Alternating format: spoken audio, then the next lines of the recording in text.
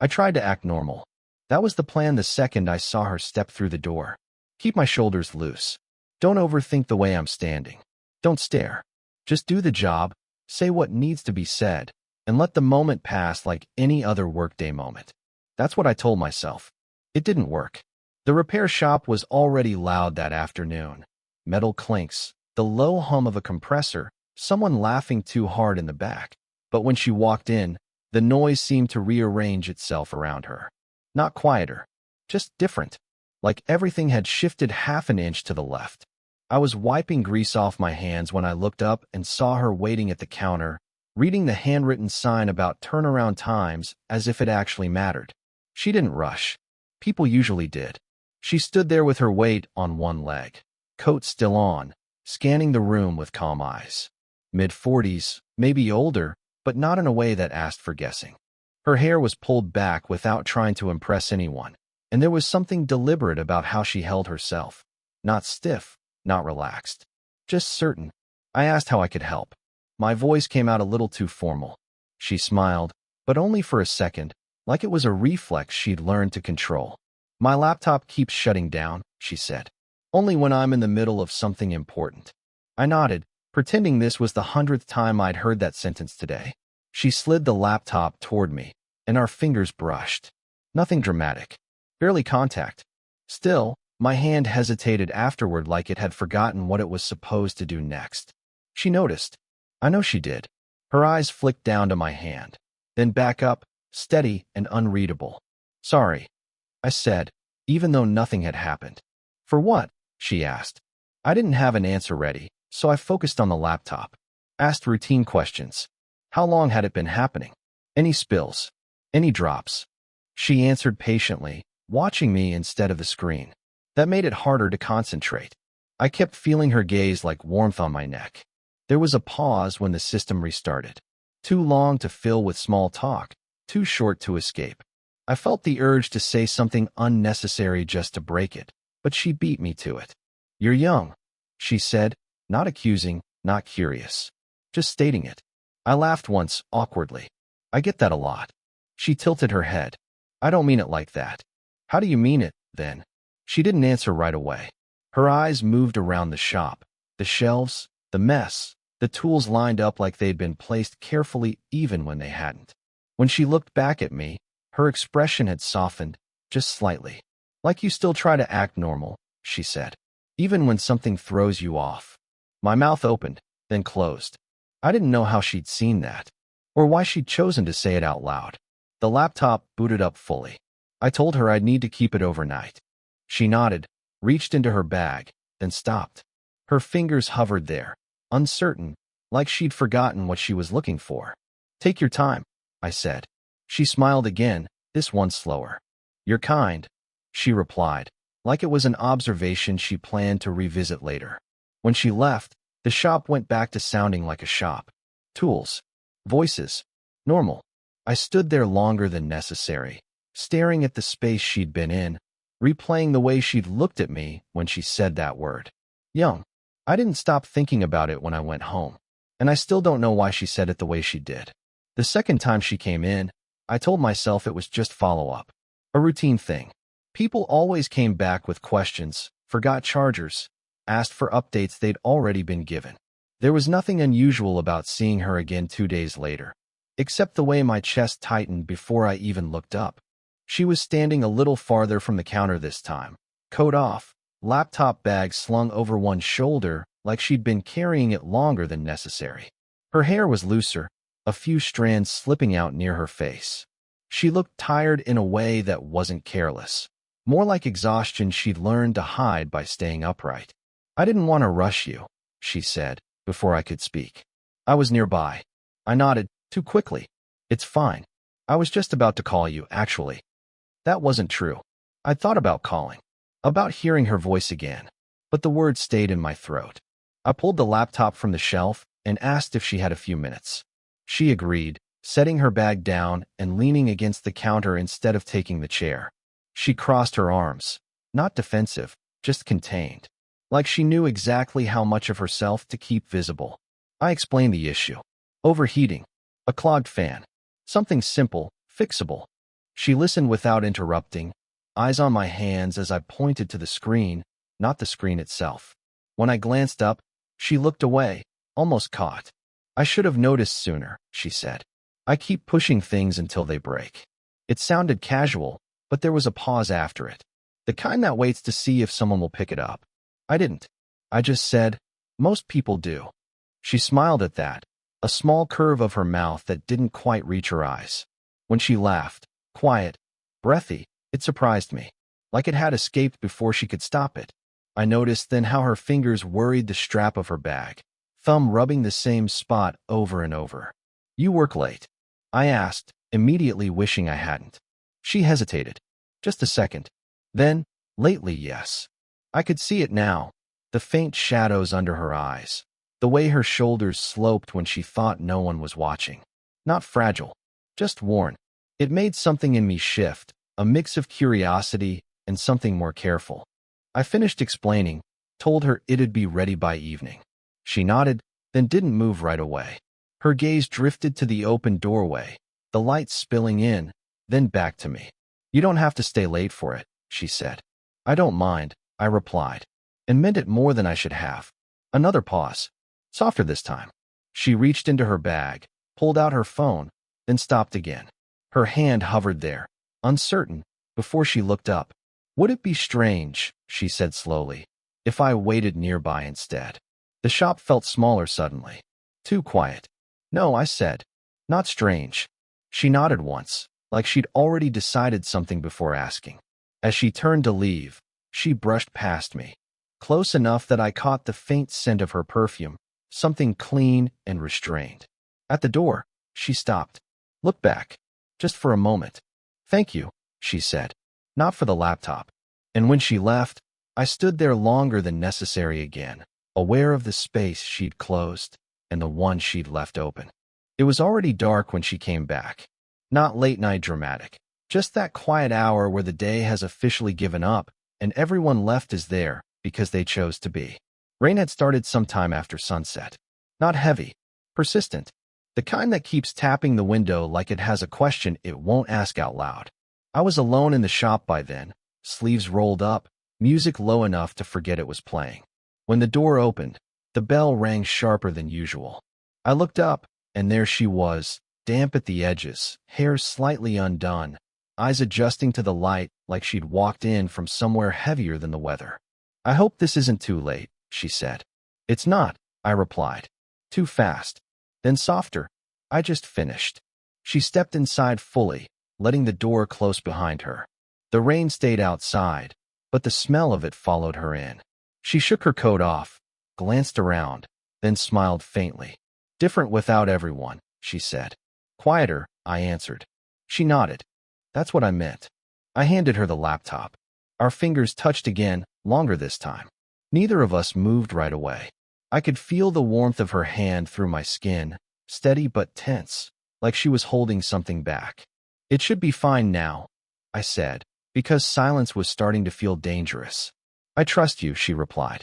The words landed heavier than they should have. She didn't leave immediately. Set the laptop down. Leaned against the counter. I noticed then how close she was. Close enough that if I shifted even slightly, there wouldn't be space anymore. Her hands rested flat on the surface, fingers spread, knuckles pale from pressure. You ever feel? She began, then stopped. I waited. Didn't look at her right away. Gave her time to decide. She exhaled slowly, like you're always catching up to yourself. I finally met her eyes. Yeah, that was enough. Too much, maybe. Something softened in her face, relief mixed with something that looked like regret. She laughed quietly, shook her head. I shouldn't be saying things like that here. Here? I asked. She gestured vaguely. Anywhere that makes it feel real. Before I could respond, her phone buzzed. The sound cut through the room, abrupt and unwelcome. She looked at the screen, and I saw the change immediately, her jaw tightening, her shoulders pulling back like armor snapping into place. She turned the phone face down without answering. You don't have to ignore it, I said. I do, she replied. Then, after a beat, it's complicated. I didn't ask who it was. I didn't need to. The space between us filled with everything unspoken, past choices, boundaries, lines already drawn long before I existed. Thunder rolled somewhere far off. The lights flickered once, then steadied. She picked up her laptop, slower now. I should go. Yeah, I said. Of course. She stepped toward the door, then stopped. Turned back. Her hand lifted, hovering near my arm. Not touching, not pulling away either. Her eyes searched my face, like she was looking for permission or forgiveness or something she didn't want to name. For a second, I thought she might close the distance. Thought I might let her. Instead, she let her hand fall. Be careful driving, I said. She smiled, sad and grateful at the same time. You too, she replied, even though I wasn't going anywhere. After she left, the rain sounded louder. I stood where I was, replaying the almost of it. The words she didn't finish, the call she didn't take, the space where her hand had been. And I hated how much I wanted to see what would happen if next time neither of us stopped. The next time I saw her, nothing happened. And that's how I knew everything had. She came in earlier than usual, the shop still half awake, lights buzzing softly, coffee cooling untouched on the counter. No rain this time. Clear sky. Almost too clear. She stood just inside the door for a moment, like she was adjusting to a room she'd already been in too many times. You're early, I said. I know, she replied. Her voice was steady, but she didn't look at me right away. I waited for her to smile. She didn't. We didn't talk about the laptop, or the weather, or work. She set her bag down carefully, too carefully, and rested her hands on it like she needed the weight to keep herself grounded. I've been thinking, she said. So had I. Every version of this conversation, every way it could go wrong. She finally met my eyes. Held them longer than before. Didn't look away when I didn't either. The space between us felt heavier than any touch we'd avoided. This doesn't feel casual anymore, she continued. Not accusing, just honest. And I don't know what to do with that. I swallowed. Chose my words like they might cut someone if I wasn't careful. I thought it was just me. She exhaled through her nose, something like a laugh, something like relief. Of course you did. We stood there in silence. Not awkward. Loaded. I noticed the way her fingers trembled against the strap of her bag, how she stilled them by pressing her thumb into her palm. I don't usually let things blur like this, she said quietly. I like things named, defined, safe. And this isn't. I asked. She shook her head. This feels like standing too close to something I promised myself I wouldn't touch again. The words sat between us. Heavy. Final sounding. I don't want to make this harder for you, I said. Her gaze softened at that, just slightly. You're not making it harder. That's the problem. Another pause. Longer. The kind where time stretches thin and every small movement feels too loud. I became aware of my breathing, of how still I was holding myself, like if I moved wrong I'd break whatever fragile honesty had surfaced. She stepped closer, not into my space, just close enough that I could see the faint lines at the corners of her eyes, the exhaustion she didn't bother hiding anymore. I don't know what I'm doing, she said. Her voice dropped. I just know I notice when you're not here, and that scares me more than it should. I wanted to reach for her then, not to hold her, just to prove something real existed in the quiet. But I didn't. I kept my hands where they were, useless at my sides. I can stop, I offered, if that's what you need. She looked at me like that hurt worse than anything else I'd said. No, she whispered. I don't want you to disappear. Her throat worked like she was swallowing something painful. She turned slightly, breaking eye contact at last, staring past me at nothing. I just don't know how to stay, she finished, barely audible. And in that moment, with the shop silent and the day pressing in from outside, I realized this wasn't about almost touching anymore. It was about what would be lost either way. The shift didn't come with a warning. No raised voices. No sudden movement. It arrived quietly, like something set down between us when neither of us was looking. She asked if she could sit for a minute. Not the chair by the counter, the one farther back, half hidden near the shelves. I nodded, watched her lower herself into it like she'd been carrying more than a bag. She reached into her coat and pulled out her phone, held it in both hands without turning the screen toward me. I wasn't ignoring that call the other night, she said. I just couldn't answer it here. I stayed quiet. Let her have the space. She tapped the screen once. A voicemail icon. Her thumb hovered over it, then pressed play before she could change her mind. She didn't let me hear it. Kept the volume low, just enough for herself. I watched her face instead. At first, nothing. Then a tightening around her mouth. Her eyes went distant, fixed on something far past the walls of the shop. When the message ended, she didn't move. Just sat there, phone still pressed to her ear like she was waiting for it to say more. "That was my husband," she said finally, not looking at me. I didn't know what expression crossed my face, but she glanced up like she wanted to catch it, to see if I'd pull away. "He died 3 years ago," she added quickly. "Cancer. Long enough ago that people think I should be better at this." I didn't respond right away. The air felt thinner suddenly, like the room had changed shape. "That voicemail," she continued, "it's old. I keep it because it reminds me how I used to be spoken to, before everything turned into logistics and hospital rooms and quiet." Her voice stayed even, but her hands didn't. One thumb rubbed the edge of the phone again and again, like she was wearing it smooth. "I don't play it often," she said. "But the other night, after I left here, I couldn't sleep." I sat down across from her without thinking. Not close, just present. She finally met my eyes. There was no caution in them now, just something exposed and tired. "You don't look like him," she said. "That's not it." I nodded, though I hadn't assumed that. "You look like the version of me that existed when he was still alive," she went on. "The one who noticed things, who felt open." The words landed softly. Still, they shook something loose in my chest. "I don't want you to think you're a replacement," she said quickly. "You're not. That would be unfair to you." "I don't," I replied. And I meant it. She studied my face like she was checking for cracks. "You remind me what it felt like to be seen without being needed," she said. And I didn't realize how much I missed that. The shop was quiet enough that I could hear the hum of the lights. My heart beat. Her breathing, uneven now. "I don't know what to do with that," she whispered. I didn't reach for her. I didn't say the words lining up in my throat. I just stayed where I was. She stood after a moment, slower than usual, slipped the phone back into her coat. At the door, she paused. Didn't turn around. "I'm afraid," she said. "Not of you." Then she left. And long after the bell stopped ringing, I sat there understanding something new. That whatever this was, it had already changed both of us, whether we touched it or not. She didn't come back the next day, or the one after that. I told myself that was the right outcome. That space was the responsible thing. That whatever had been circling us needed air, not closeness.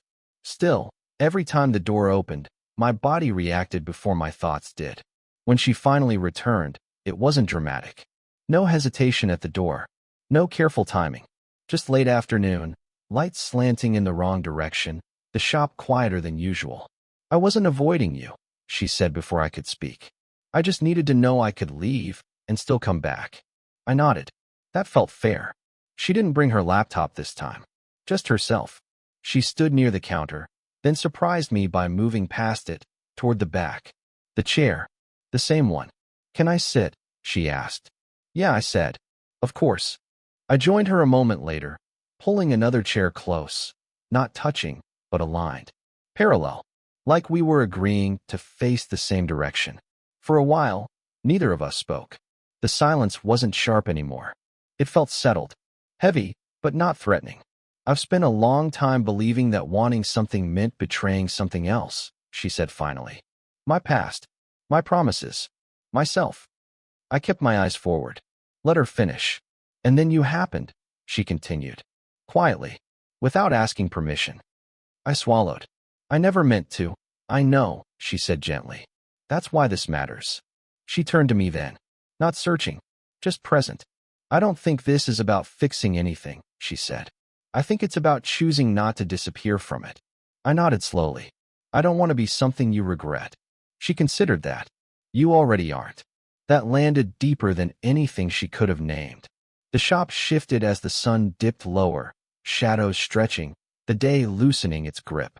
She leaned back slightly, her shoulder brushing mine by accident. Or maybe not. Neither of us moved away. Her hand rested on her knee. Fingers relaxed now, no fidgeting.